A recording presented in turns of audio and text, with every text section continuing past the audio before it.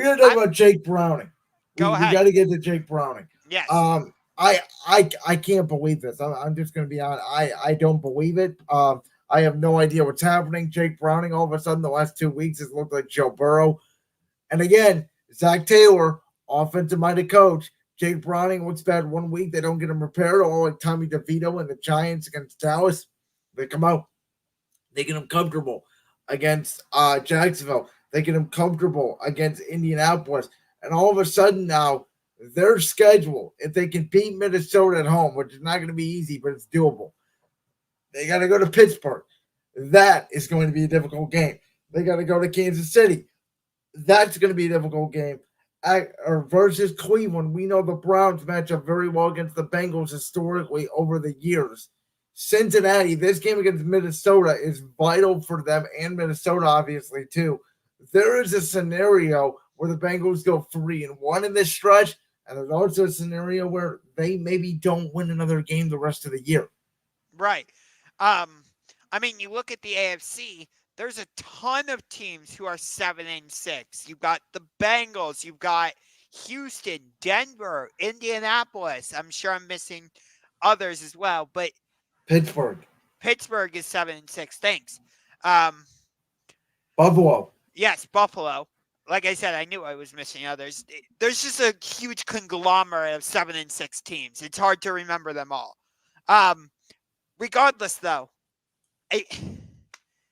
I don't know how Cincinnati is doing this without Joe Burrow, because I believe you and I talked about this on Championship Rings the week of Joe Burrow's injury. I don't know about you, but I thought the Bengals were done. I thought they were completely done. I didn't think they were going to win a game the rest of the year, especially when I saw Jake Browning come in and he couldn't even move the football. And then obviously the start against Pittsburgh, it was atrocious.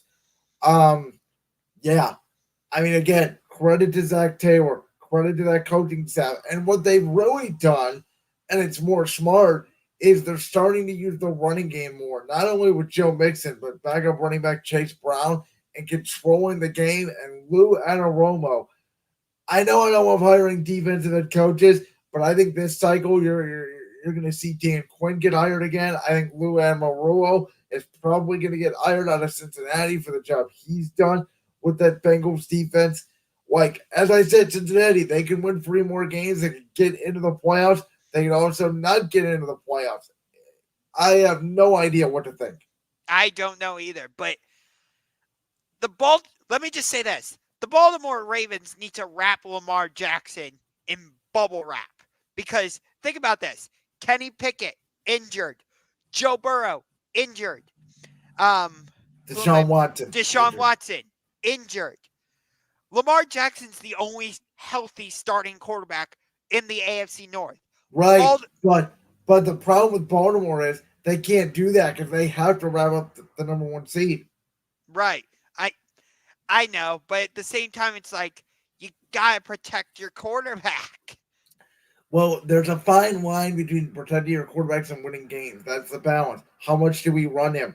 Quick passes, screens, draws. How much do we run the zone read stuff? That's what Baltimore's going to have to figure out against a bad Jacksonville defense this week that's very bad against the pass. Maybe Lamar does not run as much, though Lamar creates so much with his legs.